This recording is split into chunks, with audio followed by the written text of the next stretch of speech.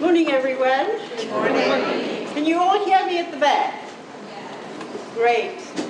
My accent is rather different.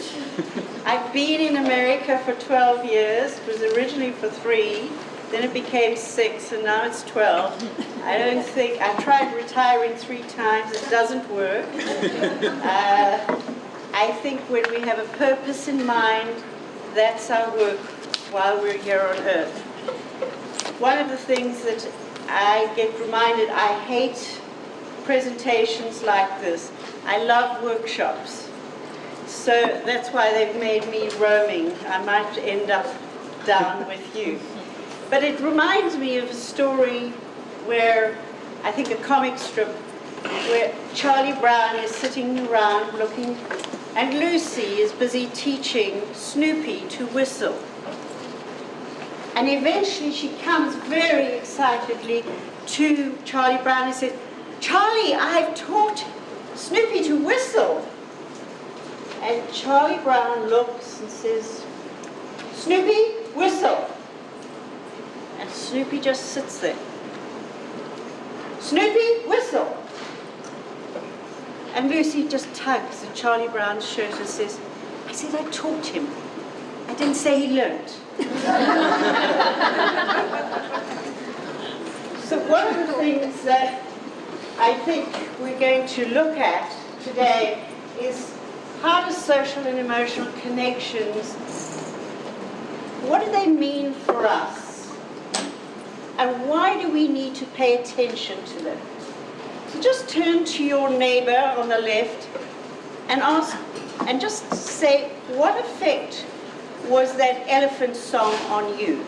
Just quickly turn to your neighbor.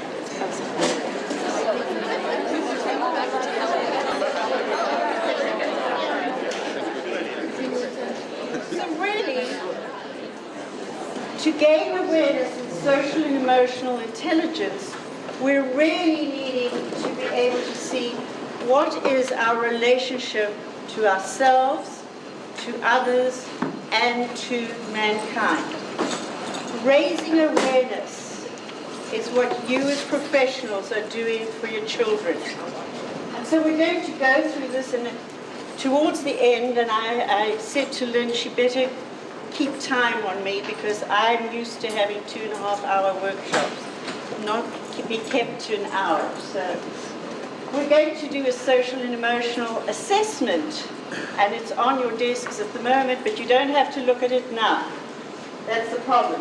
And then we're going to look at our own vulnerability. So, when I come from restorative practices actually came from restorative justice. And it was about when victims' voices were never heard. And they thought, well, let's have a conference, because at a court proceedings, it's only the offender who's heard. And with a conference, we're not looking for blame, we're simply looking for what happened. What were you thinking when it happened? What are you thinking now? What are you thinking when it happened? And what are you thinking now? There's a time space, and in that time space, something must have happened in your thinking. So we're talking about the emotional brain. And if you look at what we're looking at in restorative practices, we're looking at a holistic and integrated multidisciplinary and framework. And I always say,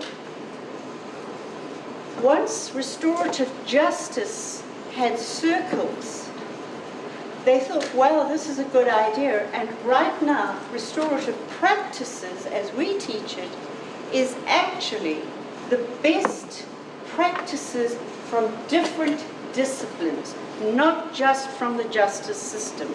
That's why we go to restorative practices.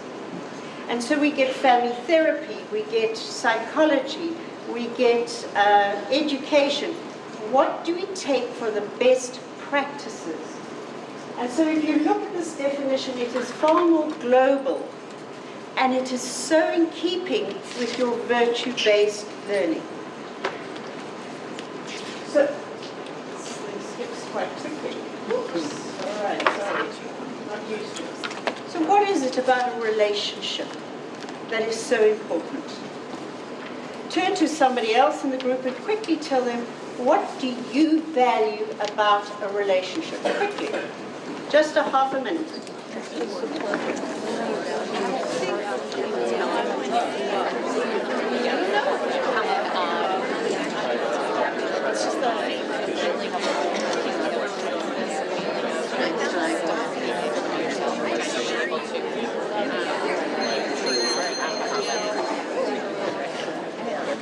Give me a couple of words. Somebody, shout it out. Consistent. Sorry, I didn't hear that. Connected. Connected. Trust. Shout again. Trust. Trust, yes. Communication. Loyalty. Consistency. Loyalty. Support. Support. Shared experience. Shared experiences. Love. Love. It is part of our humanity. If we don't have it, think of older people who are lonely. The greatest disaster in the world are lonely people. Why? Because it doesn't connect with our humanity. Well, I'm really having a problem with this clicker. It's fast and I'm slow. So, this social discipline window is really what we use in restorative practices, and it explains two things. Right. No, it doesn't. I should have used mine. All right. If you look along the structure, that is the control element. And here, along this line, we have the support.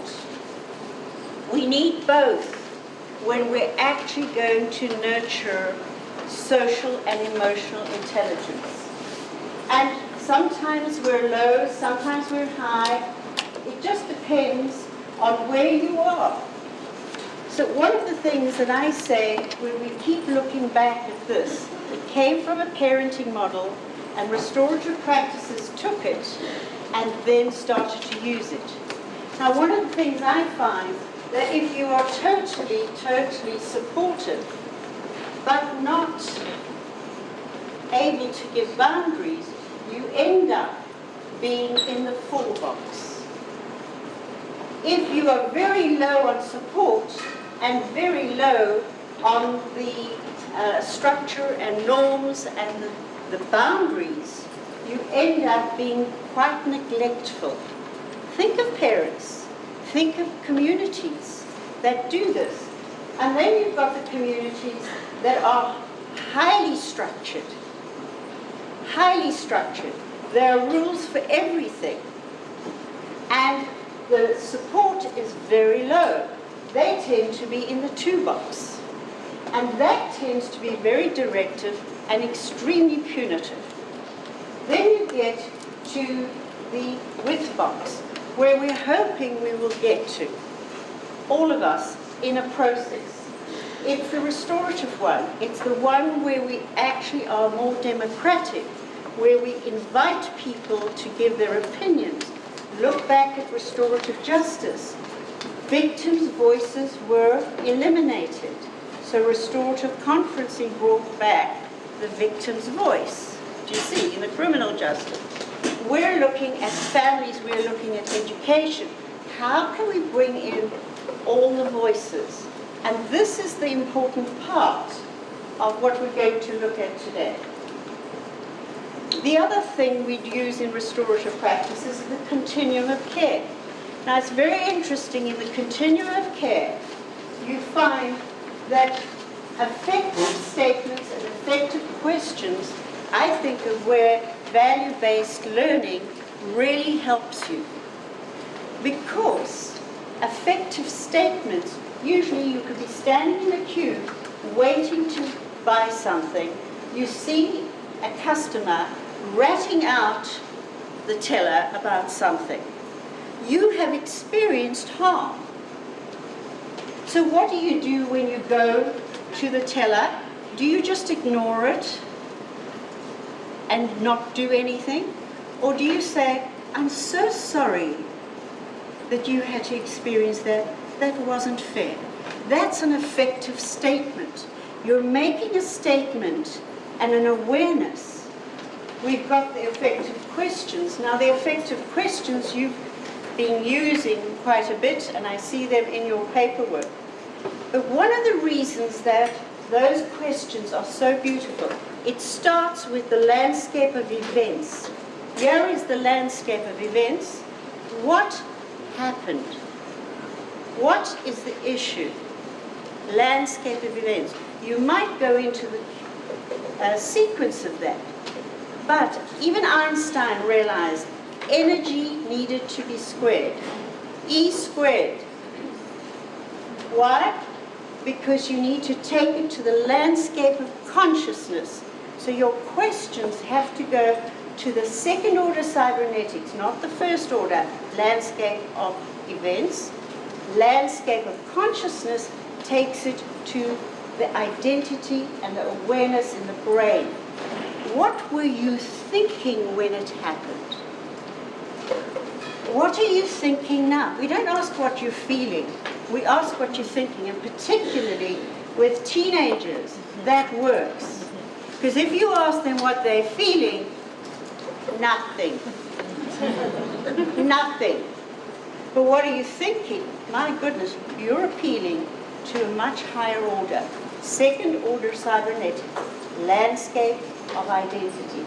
So that's why those questions are really useful when you have a relationship. And then you can always have a small impromptu conference or a group and talk about it like you've all been practicing. Any of those circles. But the further you get along this continuum, the more there isn't a relationship. And when you don't have a relationship with somebody, you have to have a facilitator. So that's why it goes from informal to formal. At the initial stages, this is easy. Work with a 4 or 5-year-old and they'll follow you. They'll do what you want. Even sometimes an 8 or 9-year-old. Come to a 15-year-old, forget it. The more you institute, the more they're going to resist. And so it's interesting facilitating and then delegating to people particularly that are challenging. Help them to see their leadership. So, wow. Really hopping on this one. I want you to think of the brain, and social emotional intelligence is really in different parts. How many of you think that you are your brain? Wow. This is the first audience I've had. Got one person back there. All right.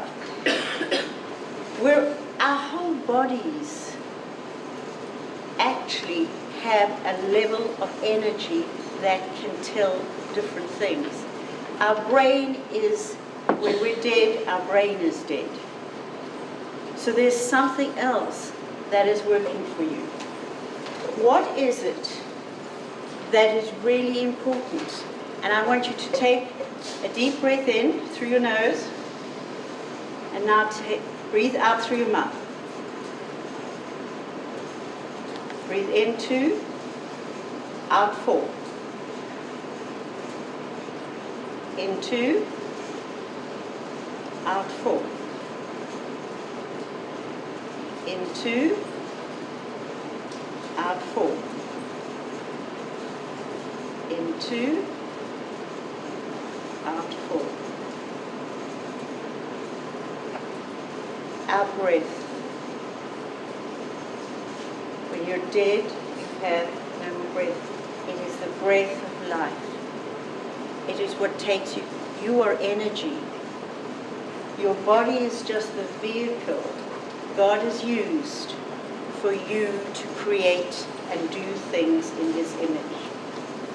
Think about it. Your brain is an instrument that you can use. But it's interesting, if anybody has seen Anne Balti Taylor's insight, a stroke of insight. She's a neurobiologist, and she studied the brain because her brother was schizophrenic or experienced schizophrenia. And one day she woke up and she wasn't online. And she wondered what was happening to her. And she had a stroke in her right brain, her left brain. And as she was having it, she realized she was in trouble. The world was global. She just saw this euphoric space. And she thought, suddenly she came back online to her left brain.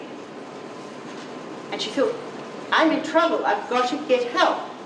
And she picked up the phone and she couldn't see the pixels on the phone. She suddenly went again, the left brain went out. And she tried. She eventually had to take her arm and try and put it on the number that she wanted to call. And when she opened her mouth, she heard this voice saying, wow, wow, wow, wow. And she thought, oh my goodness, they're speaking gibberish. And she then actually tried to say something, and she was speaking gibberish. Her left lobe had a stroke. But what she experienced in her right lobe, her right hemisphere, was euphoria. Euphoria, she was one with the world. She felt special, she wasn't in her body. And it took her quite a few months to recover. They got her to the hospital. But it's a marvelous, it's a TED talk that you can actually download. It's worth it. Anne Balti Taylor. But what I'm saying to you is there are different parts of our brain and our body that are socially and emotionally connected. And our right brain particularly, if you see that right brain gives you attachment, it needs security, it sees the bigger picture. Our left brain is what many times, many schools, all they concentrate on is left brain work. Consequences, sequences. You must do it in this order.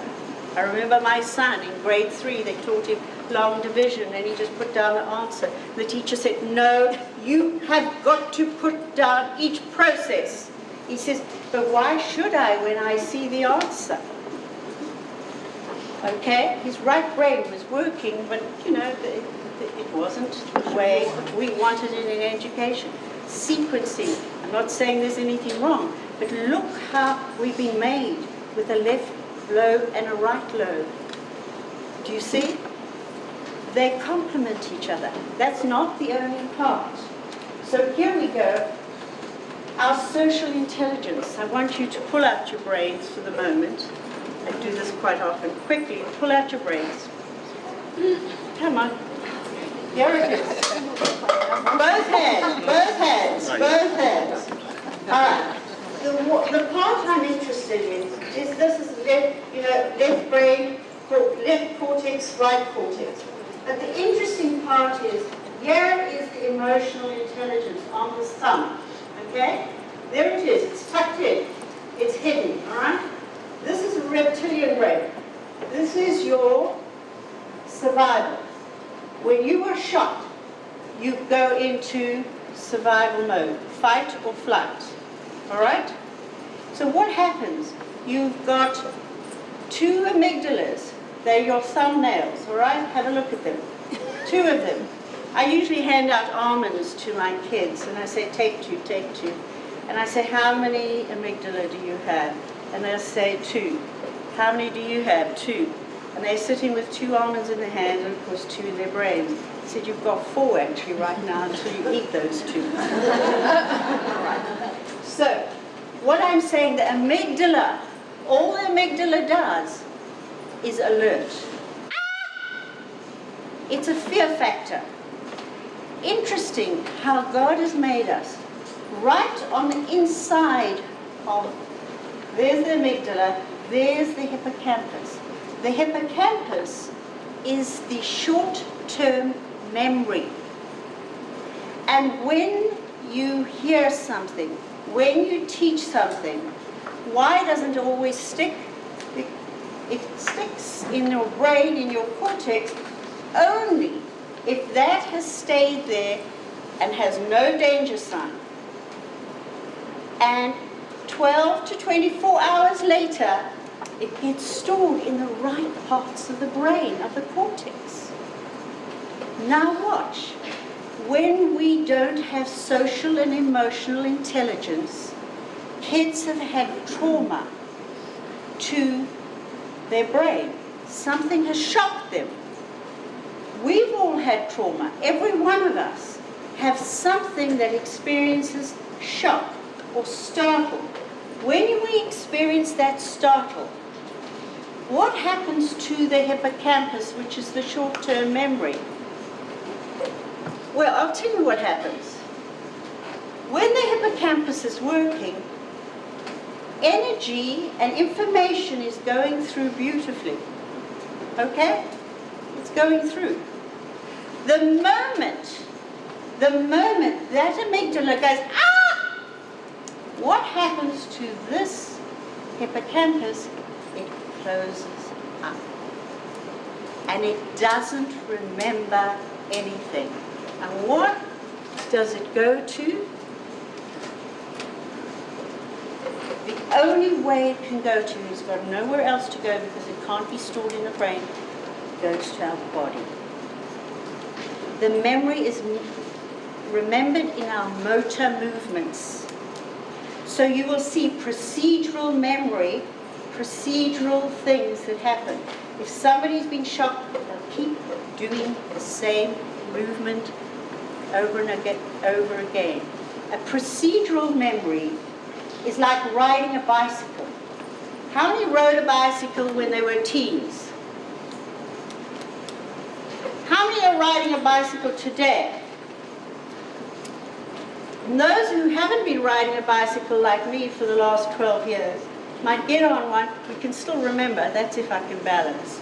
But that's a procedural memory. Driving a car is a procedural memory. You learn it and then you don't forget it. Even if you go into another motor car that has gears on the wrong side, and like I do when I go to a different country, you know, they're all on the wrong side of the road. I mean, you drive on the wrong side of the road. We drive on the right side. Okay, that's another story.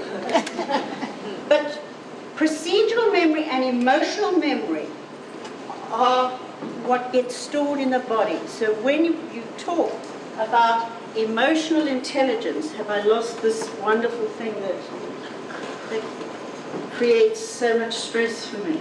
There we are. All right. So what I find that the social discipline window in restorative practices has failed to do, and I can criticize it because I'm working in the organization, all right, is that it has failed to recognize a developmental cycle running through it. So if I take that grid that I showed you, not 2 with 4, it does not recognize the developmental cycle through it. And what I found through research is that we really need to look at a relational ladder. And the relational ladder starts, it needs structure. When a baby is born, do you just leave it and let it go? No. We put structures around it, don't we? We wrap it up, we put it into a bassinet, or we put it near the mother. We have structures. And when it cries, do we just leave it? No. We nurture it. Do you see? But when we have a teenager who says, "Wow, I don't like that," what do? We put it into a room? Huh? We leave it? We expect it to find out its own way? Wow! What's happened to us? So, for me, kids who are acting out are in pain. They are in pain because they don't have their structure.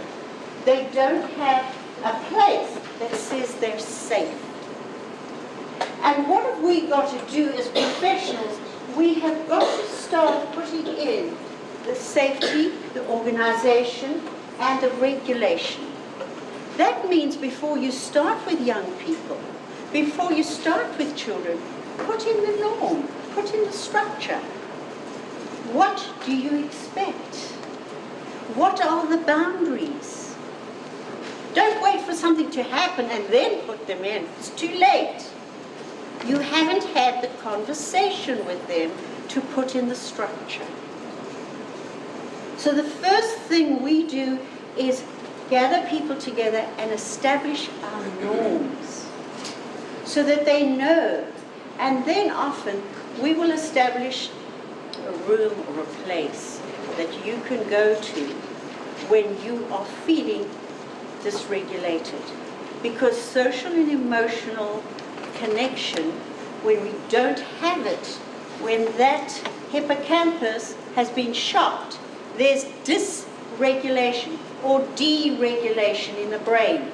And what happens then, I'm going to let this go again, see how I have to.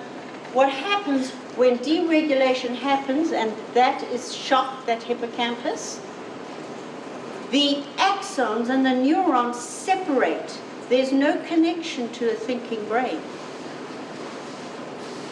No connection. That's why they're acting out. So you've got to first get them to regulate their emotions before you actually then start to talk to them reasonably. So that's why questions cannot be right away. You have to create safe places. Many times when I've seen people in distress, I'd say, do you want to go for a walk with me? Just walk. And I don't say anything. And I'm sure some of you have done that.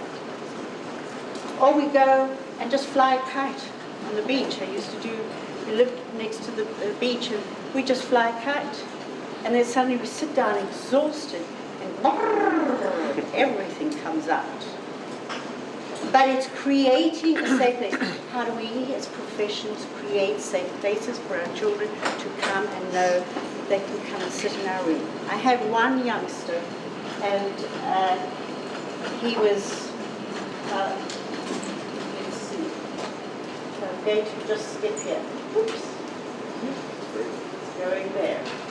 So I had one youngster in terms of structure who came to me. We had a special needs group, a school, where children who weren't thriving in school could come to us for a 2-year period. And we had a team, a wonderful team, an occupational therapist, a psychologist, a family therapist. I had parent meetings every Monday night so that the parents knew exactly what I was talking about when I worked with my young people.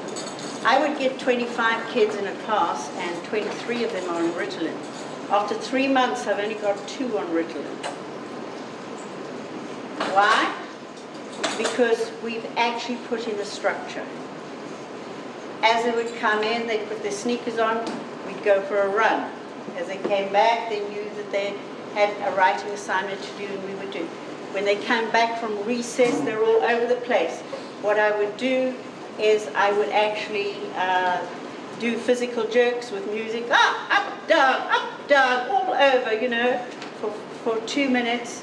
And then I'd say, all right, let's sit down in a circle, and we would do tiddlywinks, tiddlywinks, tiddlywinks, tiddlywinks. And if they wandered off tiddlywinks, they'd just quietly come back to tiddlywinks. Mm-hmm. And then when we finished, we would start to talk. And I'd get the best work out of them until 12 o'clock. Structure is the most important thing you can put in place for children to be regulated. And This youngster came to my class, and the students knew that he had had problems. We'll call him Donnie for a name. And Donnie actually, when he was born, he was cigarette butted by his mother. He was taken away to children's home. Somebody fostered him. He was physically abused while he was being fostered. They took him away again. They gave him to another foster mother. He was sexually abused. This is by 3 years of age. Now look at the trauma that this kid has experienced. He hasn't got time to normally develop nurturing and feelings, okay? What happens? At 4, a beautiful woman adopts him. But Donnie's progress has been regressive. He doesn't. He's only now starting to talk. He's only now starting to learn about play. He came to me when he was 11 years old. He couldn't read, he couldn't write. He was just there. And we created this space, a corner, where he could look at books even though he couldn't read. But it was a corner, he was safe. And I taught the children always to greet him, always to say goodbye, always to actually ask how he's doing. 4 months, he would go to that corner, the kids would still be doing this. After 4 months of just nurturing a safe space for Donnie, I was sitting in a circle with my children. Donnie stepped up from that corner and he came and he took the book from my hand and he sat on my lap and he started to read to the children. Well, the kids were overjoyed. But it just shows you, and he went on to, I would love to know where Donnie is today. But he started to learn to surf and he started to learn to do things. He had to feel safe. And what we're finding, research tells us, if kids are not safe and they don't have a safe place, and you as a professional haven't put in norms and boundaries that actually don't have to be, you don't have to rant and rage about it when they feel, it's just a natural little consequence that they can feel. You have set this first step. So what happens to children who do not have structure? Research tells us they are overactive, they're unfocused, they're overstimulated, and they have a desperate need to control the situation. What happens to parents who are not structured? I know you have those. Poorly regulated and disorganized. They have difficulty setting limits or being a confident leader, and they rely very much on threats. They do the two thing. They don't know how else, and many times they're over or understimulated in their own way. So you see how that first rung of the ladder affects so much of the social and emotional regulation of the child. So safety is for me a major one. To change negative patterns of a child who has experienced relational trauma, it's necessary to provide a similar direct, interactive, and sensitive emotional experience that challenges the patterns and expectations. So you have to, as a professional, be able to set that boundary. So meeting the child's younger emotional needs, you need to be able to calm them down and deregulate. And one of the easiest ways to calm a kid down when they're very excited is breathing. Breathe in, breathe out, through the mouth. I had a kid who had cerebral palsy. I worked in the cerebral palsy school, and he would get very disorientated and angry. And I always kept a balloon or a packet. Blow.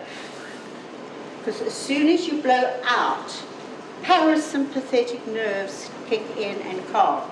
When you breathe in, sympathetic. So when you hyperventilate, you are getting yourself excited. Okay? And so we do the breathing in different ways. I usually 2 in, 4 out, do 5 of those, and then 3 in, 6 out, so that you get into the belly. So the breathing is a good way to get them calm again and get them into a safe space. Right, so let's look at the next one, nurturing. Nurturing, because nurturing gives self-worth and reduces the stress levels. What is interesting about nurturing is that when you get the support line, you could over-nurture. You can over-indulge. Do you see? So if you're really high on that, it tends to be you do everything for everybody. Mothers, we are the worst nurturers because we go overboard. We don't teach our children to do chores. We don't teach them, our husbands, to be able to do some of the tasks. Now, I married my second husband, who strictly believed that there was a strict division between the house and the garden. And I've been married to him now for 8 years, and he's had to learn, and the only way I call him, I whistle, because he's deaf. And he comes and he knows he's got to set the table, he's got to light the candle, he's got to put the drinks on the table, and then we're ready for supper. But before that, he didn't believe that he needed to do that. So when he married me, he had a revelation.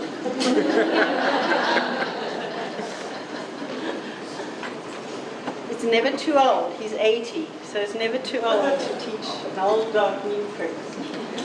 So what I'm saying is here, if children don't have nurturing, they become overactive, aggressive, anxious, and many times pseudo-mature, because they then take on the parentified role. And you know, if you grew up in an alcoholic home, when you didn't have nurturing from your father, or you had a missing father or a mother, you became the adult, didn't you? And you took over, and you controlled things. I had an alcoholic father. I was the eldest of 6.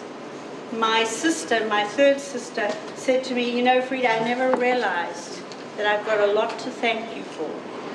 But you know, in those days, I did everything to. I never did it with. I had to learn. I became a teacher because I liked control. I liked that control.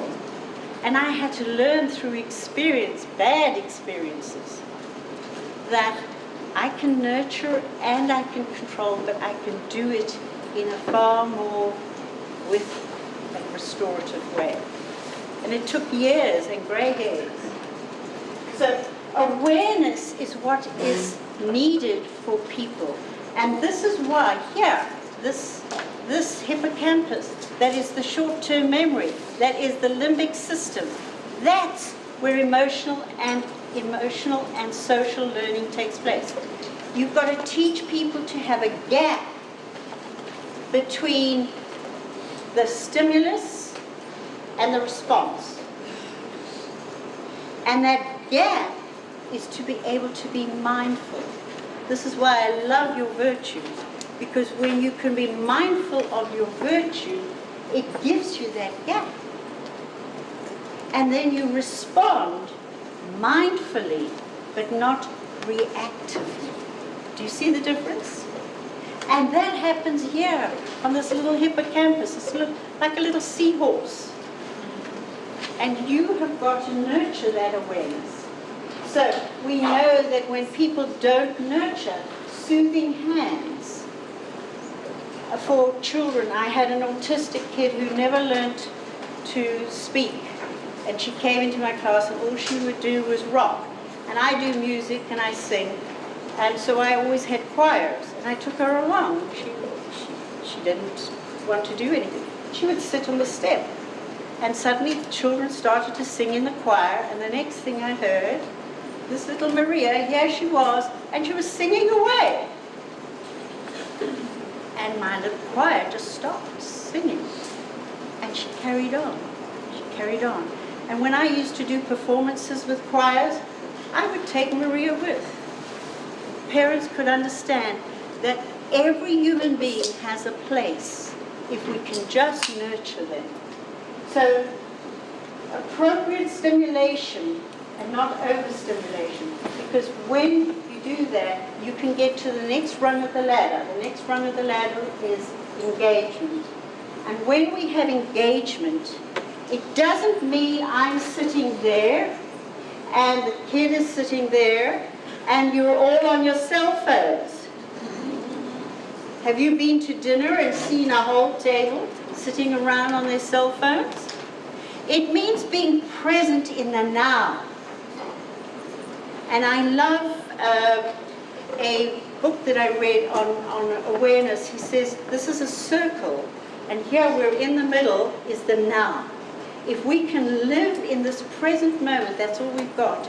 And that's all we've got with those children. If the children can see that you are present. I had a wonderful math teacher. Mr. Haffen was his name. And I was about 14 at the time, and he would teach us a formula, and then he would say, right, start working. And he would never sit at his desk. He would move around from desk to desk, and he'd look at your work, and he'd either give it a little tick, or if there was something wrong, he'd put a little question mark. And he'd go to the next one. And you knew when he came around the next time, you need to figure out what you did then. But he engaged in us in such a non-violent way compared to other teachers that it stayed with me and made me realize the power of presence with our children. And many times we get caught up in the administrative stuff, and I'm doing work right now with refugees, and we're finding the biggest problem with the refugees that are coming into different centers, this is in Europe, that there's money allocated to being able to process. The people who are working there are processing all the paperwork. The volunteers are coming in and trying to help, but nobody is really present. They're all busy with paperwork and trying to organize things, but nobody is sitting and just having a conversation or getting the presence of how they're working. When I taught my students in South Africa, and we have a child and youth development program, we taught our students to the beginning of each year that they owed the community a day of their schooling in each week. So one day we would go into the community that was underprivileged. And they chose the community at the beginning of the year, and then they consistently met every year, every week. And it was interesting because the students say, we're sitting with gardeners. They say, what are you doing? And they say, we're child and youth care workers. Well, why are you here with the gardeners? Well, we've been told to just work with you and see what it's like. We engage.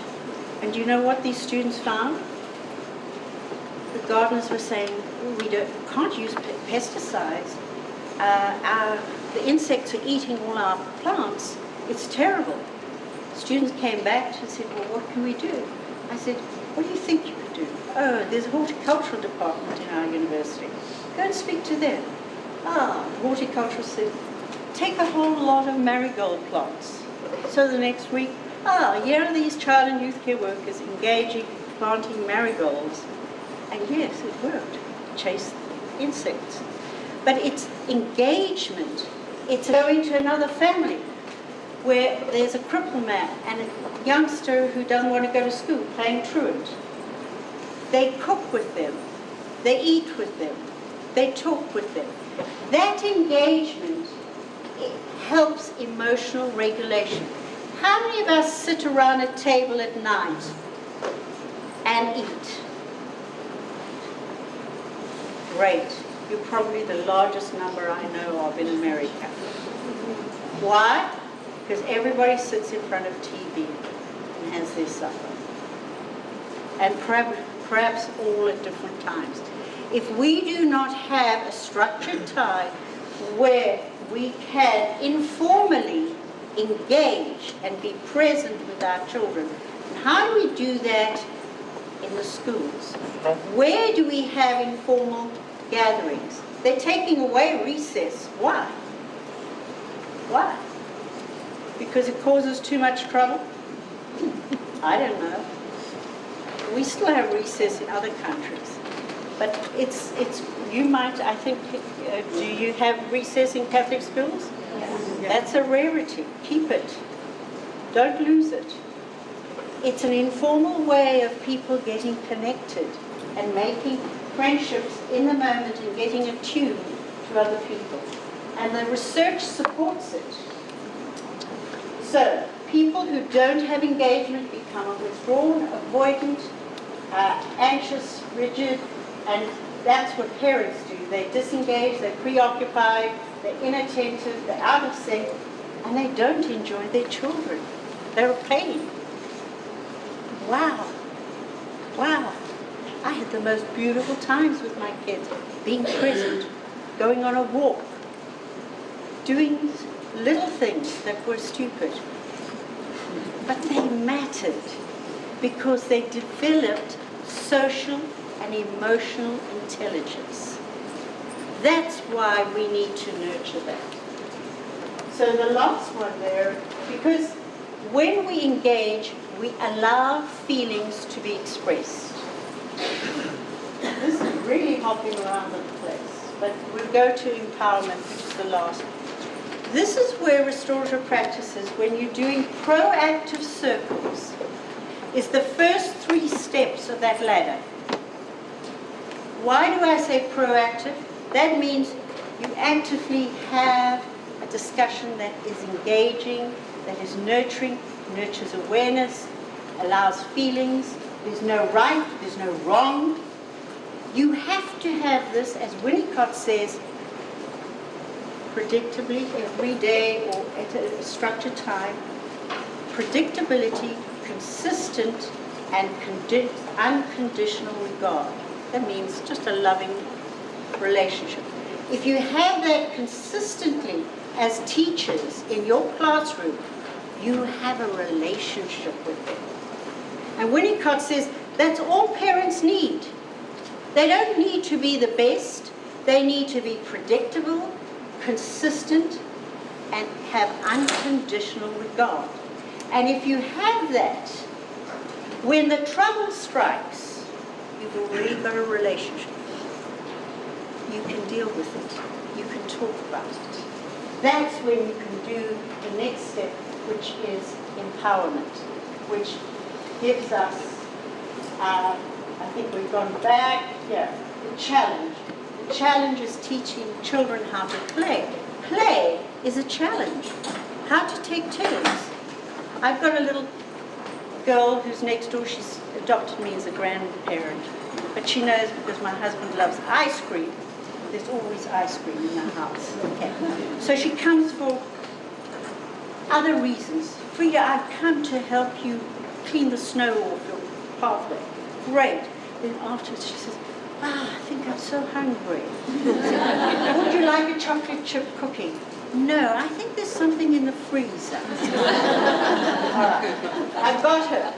But the challenge there is for her to learn to play with other children because she always has to be right. She's the only child. And her father's a salesman, but she's a better salesman than he is. Okay. What I'm saying is play, mastery, and competence needs relationships to be able to take off those little edges that come with thinking that we're the only person in the world. So when we can do that, we can actually have empowerment. And the neuroplasticity of the brain is wonderful. They thought that if you get to 17, 18, 19, that's it. You've got your brain for the rest of the time. Now they're discovering with neuroscience that even at 61, Frida could learn to get a PhD. And even at 86, you could learn to do Spanish. So the neuroplasticity of the brain, it might stretch you a little bit, and you might, but that is good, because we can learn new things. So where I'm going with this is that parents who don't know how to challenge appropriately find they lose that capacity to play with their children, and play serves as a very intense way of taking turns and being able to learn social and emotional rules. So here I want to share with you what happens when we deregulate, and a child usually, if emotional and social learning has taken place through this ladder, you are going to have optimal arousal levels. They'll go high sometimes, they go low. But if they go too high, they go to hyperarousal, and you will get defending, emotional reactivity, hypervigilance, intrusive images, and cognitive processing. They can't process. When you have a child or a young person there, that's when you've got to create the safety and the breathing. Okay? You can't talk to them. You've got to look out for this. And when you get a child who's in this bottom level, hypoarousal, flat affect, no ability to think clearly, and numbing, you know that there's super duper trouble there. And many times kids who oscillate between hyperarousal and hypoarousal, these are traumatized children.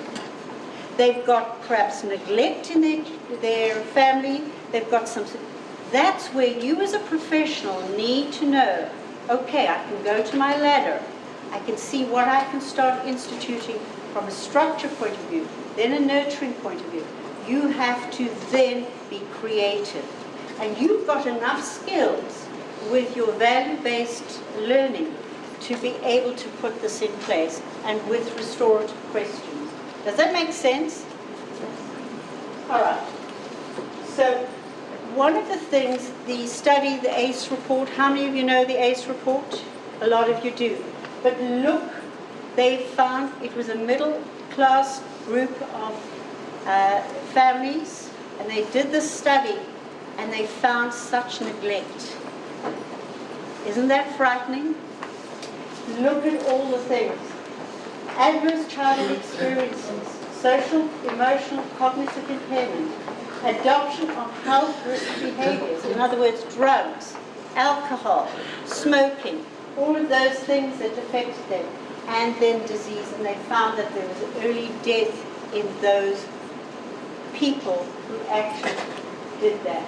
So you're finding these are the abuses that are happening, that are affecting parents and children, and you put them in the schools. You have to deal with it. And many times parents say, well, let the school deal with it. They don't deal with it. The only way I found possible is I invite parents. Eventually, parents would say, I want my kid in Frida's class. I said, but do you know that Frida demands, listen to this, that you come on a Monday night for an hour? Yes, I do. See, parents want to be involved, but we as teachers find them threatening sometimes because we don't want them. I used to have parent meetings for all the parents just to educate them, and that's what we are as professionals needing to recognize. So now enough talk about, I love this one. You know, you're looking at the danger there, but behind you there's something else. Okay. So the amygdala goes off, and many times we're dealing with one problem, but there's another problem behind us, and somebody else doesn't see it. If you look here, I'm really talking about how you can be aware and empower not only your children, but yourself. And how then you can make appropriate decision making. Social and emotional intelligence teaches you that, and that's on the short-term hippocampus.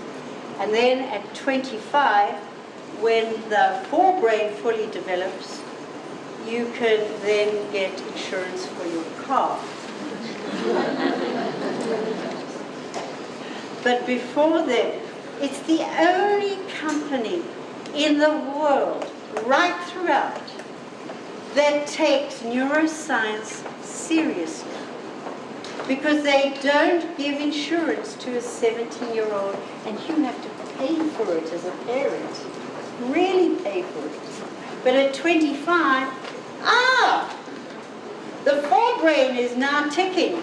And that's the long-term working brain that gives you consequences. Why is it we in education haven't recognized? What are we doing wrong? So here is our little task right now. I'm going to go to this. Take a break from me. Look at your little scale.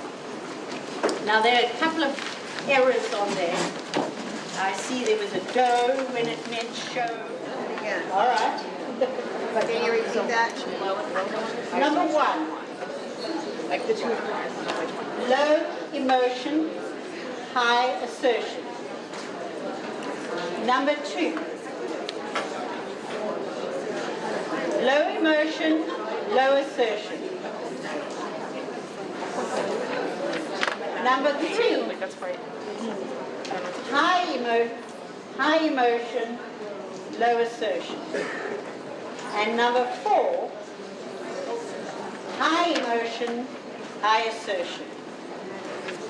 Let's look at the number one. Put up your hands, number ones. All right, we've got a few number ones here. Number twos, number twos. Great. Yes, who's that? Good. All right, number three. Hey, wonderful. And number four. You're the ones that hang from the chandelier.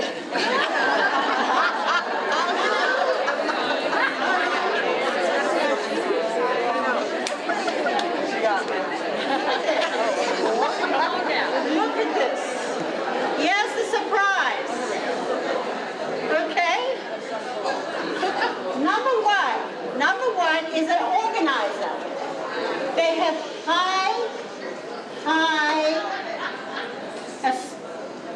listen to this, high assertion. They know how to put in boundaries.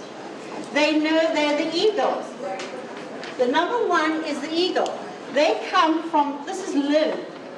Lynn comes from this eagle point of view. She sees the thing, but she doesn't get into the detail. She leaves the rest of you to get into the detail. Correct, Lynn? Where's Lynn? She's not missing, okay. But the organizer has a lot of energy, but they don't put, see, the high assertion, they can put in the boundaries, they can see the big picture. They're global. Look at the planner. The planner is the buffalo. So with the buffalo, what does the buffalo do? The buffalo actually wants to get the task done. And that's why you don't need everybody in one category. You need a balance. And this is where our vulnerability comes in as professionals. We need to recognize each other's strengths and be able to capitalize on them. So the buffalo needs to get the task done. They're a planner. They know they like sequence. They don't like change. Is that right with my planners? Yes. Now look at the developer. The developer has high emotion but low assertion. The elephant. The elephant is a nurturer. Now, I walked with elephants in South Africa in the Makolodi Game Reserve. They're orphaned elephants. And these orphaned elephants have come from all over. But you know, when they get into a line to go down to the river, if one elephant hasn't got into line, they leave a space hierarchically at the age that that elephant is. They'll leave a space for that elephant, even though they are orphaned elephants from different herds. And when you walk with that elephant, they don't make noise in the bush. You make more noise in the bush than they do. Their skins are as soft as a baby's bottom. And they are nurturing, matriarchal. So the mother is the matriarch, it's not the father. This is the nurturer, the developer. But you see, each of these have to learn skills from the other one. And the last one that hangs from the chandeliers, the cultivator, is in that width box. They're high emotion, high assertion. They're like the giraffe. Now, giraffes are the most amazing animals. They are the only animals that have a nursery. They appoint another giraffe to look after the baby giraffe while they go 3 miles away to feed. And they can communicate across that distance if there's danger. Think about it. Having the foresight to be able to nurture, but not over-nurture, but still give boundaries. So there's your description. I had to put South Africa into it. I mean, Africa. So think about your act and look at the circle of courage. In the circle of courage, if you are a planner, you are white, you're here, you're the buffalo, but you have to have some of the other colors. You have to have some of the other attributes in your toolbox. If you are an elephant, you are yellow, but you have to have the other colors also. Maybe not as much as the developer, but you have to have that balance. If you haven't got that balance, you learn to use other people so that they can actually enhance your productivity as a professional. Look at the next one, the giraffe. It's red, but it has the yellow, white, and black. Do you see that? Look at the eagle, the organizer, the same. So for me, this tells us how we need to look. For instance, you'll see here at the organizer. We haven't got time. I was going to have a discussion, as I said. But if you look at, if you're the eagle, goal, task focused, moves towards action, thinks in terms of the bottom line, enjoys a challenge or a difficult task, perseveres and not stopped by obstacles, enjoys assuming leadership roles, and values words and actions. Look, if you are in a giraffe, big picture thinker, idea-orientated, creative, insightful, very optimistic, enjoys exploration, appreciates a lot of information, values, the value word is option and possibilities. If you look at a planner is a critical thinker, explores all the sides, decision-making based on data and logic, views practical and thorough, introspective and self-analytical, skilled in finding fatal flaws. That's who you need sometimes, don't you? Developing, planning, focus. And they value quality. So look at the next one, which is the developer, the elephant. People-orientated, value-driven, interactions and relationships are primary. And good listener, team player, decision-making, and values right and fair. Now, if you want any of these slides, Lynn has them. You can always ask her for them. But I have another one that sees your strengths and your challenges. But this is why, when we look at, we were going to do this exercise, we don't have time. What do you realize in just a minute, say to your partner, what do you realize about your profile, where you're sitting, and what is different for you?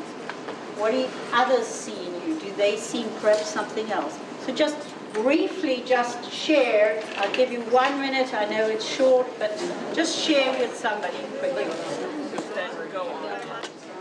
One of the things that Brené Brown says is that we do not want ourselves or our children to stay in a shame moment. If they're in a shame moment, I keep on checking that and it goes back to that, but anyway. Shame moment means we close up, we isolate, we have secrets, we're invisible, we don't recognize it. And our vulnerability in our own profiles, if you're sitting in one of those profiles, that's your window. And what you've got to do is start inviting yourself to try getting into some of the other windows so that you can be in the with box, so that you can actually enjoy people. And that's our vulnerability. And the more you are able to share, vulnerability is the gauge between it. If you are not vulnerable, you have shame. If you won't share, you have shame. And what is that shame about?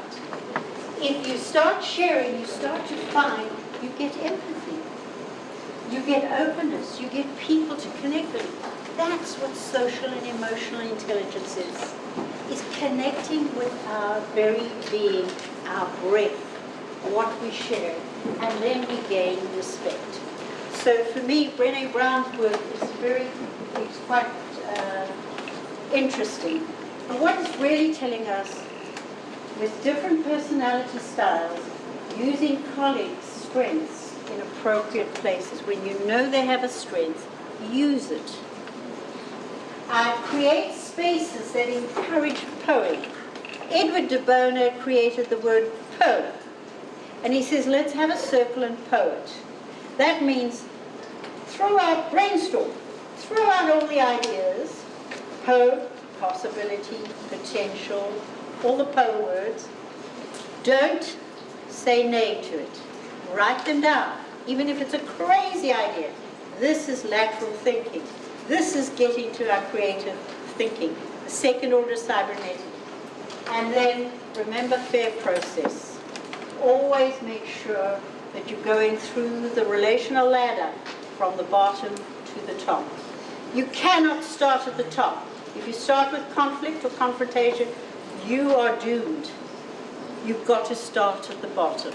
All right? And I was going to show you something, but I'm not going to show you. If you get onto this website, it's a very interesting website which shows you the 5 competencies of social and emotional connection. It's an Australian video and it's worthwhile watching. So I'll leave it up there for a moment if you want to take it down. No, it's too long. Frida always makes it too long. I'm going to finish. I'm not going to take some of Gary's time. All right? It's 9 minutes, 6 seconds. Okay.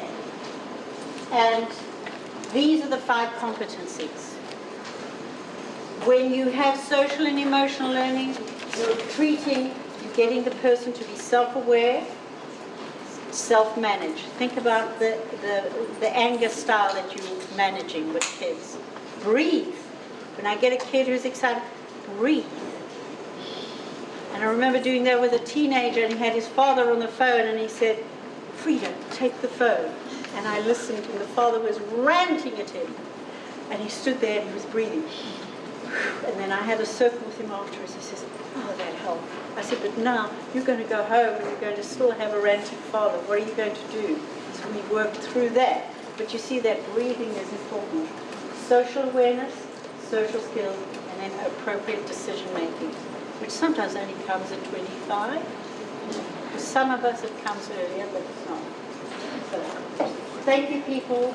Restorative leadership approach uses formal leadership to champion values and practices that respect people, that rely on people's inherent motivation, creativity, and caring to get quality work done. And that's where we are.